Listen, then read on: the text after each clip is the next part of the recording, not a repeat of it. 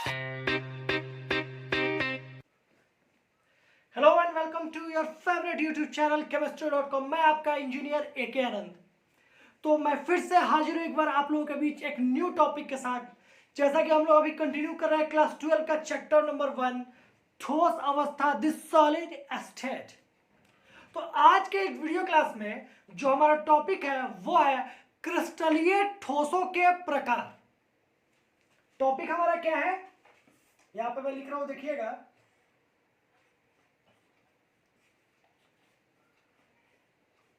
क्रिस्टलीय, विजिबल है सबको, कोई दिक्कत नहीं है। ठोसों के प्रकार, क्रिस्टलीय ठोस के क्या क्या प्रकार होते हैं, आज का यही हमारा क्या है, टॉपिक है। क्लियर है, किसी को कोई दिक्कत? तो देखो, क्रिस्टलीय ठोस होते हैं टोटल 4 प्रकार के होते हैं। टोटल कितने प्रकार के होंगे क्रिस्टलीय ठोस? 4 प्रकार के होंगे। क्लियर है, कोई दिक्कत नहीं है। पहला जो होता है वह होता है हमारा सहसंयोजी ठोस। पहला क्या होता है हमारा? सहसंयोजी ठोस। दूसरा जो होगा हमारा आयनिक ठोस। क्या होगा? आयनिक ठोस। तीसरा जो होगा हमारा वह होगा धात्विक ठोस। क्या होगा? धात्विक ठोस। और चौथा जो होगा हमारा वह होगा आणविक ठोस। क्या होगा? आणविक ठोस। इस आणविक ठोस को भी हम लोग 3 पार्ट में डिवाइड करेंगे, बट जब हम आणविक ठोस देख लेंगे उसके बाद में उसको क्या करेंगे, हम डिवाइड करेंगे। तो जैसा कि आपको बोर्ड पे दिख रहा होगा क्या क्या है, सहसंयोजी ठोस। अगर नोट करना चाहते हो तो फटाक से आप नोट भी कीजिए। सहसंयोजी ठोस, आयनिक ठोस, धात्विक ठोस और आणविक ठोस। कोई दिक्कत नहीं है। चलो, तो सबसे पहला यह है कि हमारा सहसंयोजी ठोस है क्या। सहसंयोजी ठोस है क्या? तो सबसे फर्स्ट पॉइंट जो है, देखो मैं इस तरीके से पढ़ा रहा हूं ना कि आप एग्जाम में भी बहुत अच्छे से लिख सकते हो, और जैसे मैं पढ़ा रहा हूं एग्जाम में वैसे भी आप लोग बिल्कुल पॉइंट बाय पॉइंट लिखिएगा। क्लियर है? बहुत अच्छा मार्क्स आएगा। तो सहसंयोजी ठोस क्या होता है? तो सहसंयोजी ठोस में सबसे पहले अवयवी कण जो होंगे परमाणु होते हैं। क्या होते हैं? परमाणु होते हैं। नेक्स्ट, इनके बीच क्या होता है? सहसंयोजी बंध होता है। इनके बीच सहसंयोजी बंध होता है। क्या होता है? सहसंयोजी आबंध होते हैं। इनके बीच क्या होते हैं? सहसंयोजी आबंध होते हैं। और भी कुछ पॉइंट लिख सकते हो, गलनांक क्या होता है इनका? उच्च होता है।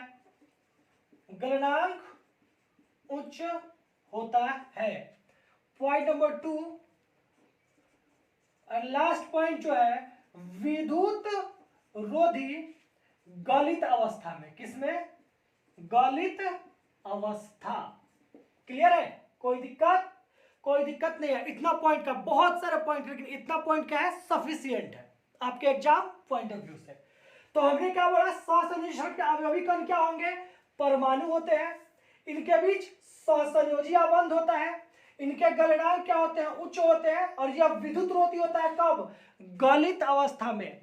अगर इसका एग्जाम्पल लिखना है तो एग्जाम्पल में आप लिख सकते हो ग्रेफाइट। क्या लिख सकते हो? ग्रेफाइट। क्लियर है? कोई दिक्कत नहीं है। तो यह क्या था हमारा? सहसंयोजी ठोस था। अब हम बात करें आयनिक आबंध की, सॉरी आयनिक ठोस की, कि आयनिक ठोस क्या होगा। तो आयनिक ठोस क्या होता है, ध्यान देना। सबसे पहले आयनिक ठोस में अवयवी कण जो होंगे वह क्या होंगे? अवयवी कण आयन कॉमा, इनके बीच में क्या होगा, तो इनके बीच में आयनिक आबंध होगा या विद्युत आयनिक आबंध भी बोल सकते हो। आयनिक आबंध क्या होगा, आयनिक आबंध। इसमें एक चीज और भी जोड़ सकते हो कि इसमें क्या होता है, धन आयन तथा ऋण आयन होते हैं। इनके जो आयन होते हैं ये क्या होते हैं, धन आयन तथा ऋण आयन होते हैं। आयन पता है दो ही होता है ना, या तो प्लस होगा तो धन आयन होगा, माइनस होगा तो क्या होगा, ऋण आयन होगा। क्लियर है, कोई दिक्कत। तो यह कि इनका व्यवीकरण क्या होते हैं, आयन होते हैं, इनके बीच क्या होता है, आयनिक आबंध होता है। दूसरी पॉइंट, विद्युत चालक, विद्युत चालक, विद्युत चालक किसमें, गलित अवस्था में, किसमें, गलित अवस्था। लेकिन कुचालक होगा, क्या होगा, नॉर्मल क्या होता है, कुचालक होता है। नॉर्मली या क्या होते हैं, कुचालक होते हैं, लेकिन गलित अवस्था में यह विद्युत का चालन करती है। अब इसका अगर एग्जाम्पल लिखना है तो इसका एग्जाम्पल आप लिख सकते हो क्या क्या, तो NaCl, नमक की बात करें, आपको पता है कि NaCl, ZnS, ये दोनों की बात किया जाए तो अगर यह ठोस अवस्था में है तो यह विद्युत का कुचालक है, यानी इसके बीच से आप करंट सप्लाई नहीं कर सकते हो। लेकिन अगर यही इसको पानी में मिला दो और 2 इलेक्ट्रोड उसमें लगा के और उसमें करंट फ्लो करवाओ तो करंट फ्लो होगा, यानी गलित अवस्था में यह विद्युत का चालन करती है। क्लियर है, किसी को कोई दिक्कत, कोई दिक्कत नहीं है। अब हमारा नेक्स्ट आता है धात्विक ठोस। क्या आता है, धात्विक ठोस। तो धात्विक ठोस को समझने के लिए सबसे पहले समझिए कि एनटीपी क्या होता है, नॉर्मल टेम्परेचर एंड प्रेशर, यानी कि सामान्य ताप एवं दाब पर।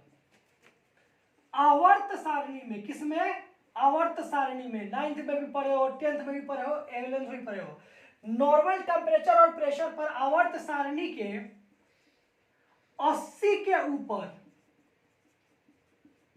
के ठोस,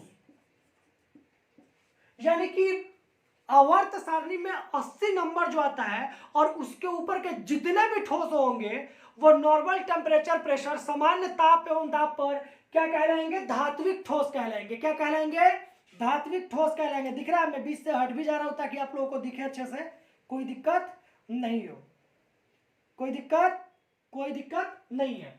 पॉइंट नंबर 2, इनके बीच में धात्विक आबंध होता है। क्या होता है, धात्विक आबंध होता है। यह विद्युत चालक होते हैं। क्या होते हैं, विद्युत चालक होता है। धात्विक आबंध होता है या क्या होता है, विद्युत चालक होता है। इनके अंदर तन्यता की गुण पाई जाती है, तन्यता गुण, आघात वर्धनीयता, ये सब आप लोग पढ़े हुए हो। आघात वर्धनीयता, तन्यता गुण मतलब क्या होता है, इसको पतले पतले तारों में परिवर्तित कर देना। आघात वर्धनीय मतलब पीटने पे पतले सीट में, चादर में परिवर्तित हो जाना, लेकिन टूटना नहीं। तो ये सब क्या है, हमारे धात्विक ठोस के गुण है। ये क्या है, हमारे धात्विक ठोस के गुण है। अगर हम बात करेंगे आणविक ठोस की, तो आणविक ठोस क्या होता है, तो आणविक ठोस के जो अवयवी कण होते हैं वो क्या होते हैं, अणु होते हैं। इनके जो अवयवी कण होंगे, इनके जो अवयवी कण जो है वह क्या होंगे, अणु होंगे, तथा इनके बीच आणविक बंधन होता है। क्या होता है, आणविक आबंध होता है। इनके अवयवी कण क्या होते हैं, अणु होते हैं, तथा इनके बीच क्या होता है, आयनिक आबंध होता है। अब बात करें इसके एग्जाम्पल की, तो अब एग्जाम्पल में बहुत सारा ले सकते हो। देखो सबसे अच्छा एग्जाम्पल है H2O। क्या होगा, H2O। क्लियर है, कोई दिक्कत, कोई दिक्कत नहीं है। HCl ले लो, H2O ले लो, ये सब क्या है, इसके एग्जाम्पल है। अब यहां पे हमने बोला था कि आणविक ठोस को भी हम लोग डिवाइड करते हैं, और आणविक ठोस को कैसे डिवाइड करते हैं, ध्यान देना। आणविक ठोस 3 भागों में डिवाइड होता है। सबसे पहला क्या होता है, ध्रुवीय। क्या होता है, ध्रुवीय आणविक ठोस। दूसरा जो होता है हमारा अध्रुवीय, दूसरा क्या होता है हमारा, अध्रुवीय आणविक ठोस। और चौथा जो होगा हाइड्रोजन बंध। क्या होगा, हाइड्रोजन बंध आणविक ठोस। आणविक ठोस को हम लोग तीन प्रकार से डिवाइड करते हैं। पहला क्या है, ध्रुवीय आणविक ठोस, अध्रुवीय आणविक ठोस और हाइड्रोजन आणविक ठोस। तो ध्रुवीय आणविक ठोस क्या होता है और अध्रुवीय आणविक ठोस क्या होता है, इसको बहुत अच्छे से आप लोग समझिएगा। ध्रुवीय क्या होता है और अध्रुवीय क्या होता है इसको फटाक से नोट कीजिए, फिर मैं मिटाता हूं और इसको समझाता हूं।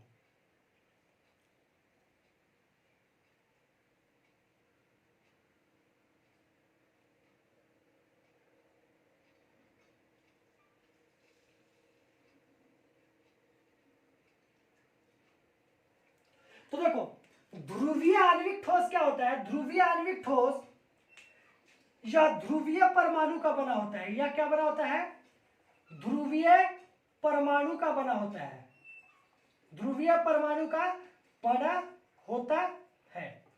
अब अगर हम एग्जांपल ले लें, जैसे कि अगर हम बात करें H2 की, तो H2 का मतलब है कि हाइड्रोजन और हाइड्रोजन, और इन दोनों हाइड्रोजन के बीच में क्या होगा, एक आबंध होगा। इन दोनों हाइड्रोजन के बीच में क्या होगा, एक आबंध होगा। अब जितनी विद्युत ऋणात्मकता इतनी है, उसकी विद्युत ऋणात्मकता भी बराबर होगी। यानी दोनों हाइड्रोजन के दो अलग अलग परमाणु एक साथ मिलकर एक हाइड्रोजन के अणु का निर्माण कर रहे हैं। अब जब हाइड्रोजन का अणु का निर्माण करेगा तो क्या होगा, उसके बीच में एक आबंध बनेगा। अब चूंकि दोनों हाइड्रोजन ही है, तो जितनी विद्युत ऋणात्मकता इसकी होगी, उतनी ही विद्युत ऋणात्मकता क्या होगी, इसकी भी होगी। तो जो बंध बनेगा वो कहां होगा, इन दोनों के बीच में होगा, बिल्कुल सेंटर पॉइंट में होगा। क्लियर है? इसीलिए इनको ध्रुवीय आणविक ठोस कहा जाता है। क्या कहा जाता है, ध्रुवीय आणविक ठोस। लेकिन अगर हम अध्रुवीय आणविक ठोस की बात करें, तो यह अध्रुवीय परमाणु का बना होता है। किसका बना होता है, अध्रुवीय परमाणु का बना होता है। अब एग्जाम्पल में हम आपको समझा रहे हैं, HCl। अब आपको पता है कि HCl में हाइड्रोजन और क्लोरीन के बीच में क्या बनता है, बंध बनता है। हाइड्रोजन और क्लोरीन के बीच में क्या बनता है, बंध बनता है। और यह सहसंयोजी बंध होता है। क्या होता है, सहसंयोजी बंध होता है। 7 इसके पास है और 1 इसके पास है, तो ये भी अपना 1 इसके साथ साझा करके और सहसंयोजी बंध बनाएगा। लेकिन यहाँ पे दिख रहा है आप लोगों को, थोड़ा सा लाइटिंग के कारण दिक्कत आ रही है, मैं इसको थोड़ा सा और साइड कर दे रहा हूं। यहाँ पे HCl, तो HCl आपको पता है कैसे बनता है, तो हाइड्रोजन और क्लोरीन के बीच में क्या बनेगा, बंध बनेगा। क्या बनेगा, बंध बनेगा। अब चूंकि क्लोरीन की विद्युत ऋणात्मकता जो है वो हाइड्रोजन से क्या होती है, अधिक होती है। क्लोरीन की विद्युत ऋणात्मकता हाइड्रोजन से क्या होती है, अधिक होती है। इसीलिए इनके मध्य जो सहसंयोजी बंध बनेगा ना, वह थोड़ा सा किसके तरफ खिसक जाएगा, तो क्लोरीन के तरफ खिसक जाएगा। किसके तरफ खिसक जाएगा, क्लोरीन के तरफ खिसक जाएगा। और यह जो आबंध होता है ना, इसको हम लोग क्या कहते हैं, अध्रुवीय आबंध कहते हैं। क्योंकि जैसे ही इसके तरफ खिसकेगा, इस पे थोड़ा सा डेल्टा प्लस चार्ज और इस पे थोड़ा सा डेल्टा माइनस चार्ज आ जाएगा। इस पे डेल्टा प्लस चार्ज और इस पे डेल्टा माइनस चार्ज आ जाता है। डेल्टा का मतलब बहुत ही सूक्ष्म चार्ज होते हैं, जो कि पॉजिटिव होगा, इस पे क्या होगा, नेगेटिव होगा। और यहाँ पे दो पोल बन गया कि नहीं, एक तरफ धनायन पोल बन गया, एक तरफ ऋणायन पोल बन गया। इसीलिए इसको अध्रुवीय आबंध कहा जाता है। और ऐसे यौगिक जो होते हैं वो अध्रुवीय आणविक ठोस कहलाते हैं। ऐसे जो ठोस है वो क्या कहलाते हैं, अध्रुवीय आणविक ठोस कहलाते हैं। क्लियर है? कोई दिक्कत, कोई दिक्कत नहीं है। लास्ट क्या है हमारा, हाइड्रोजन। Just 1 second.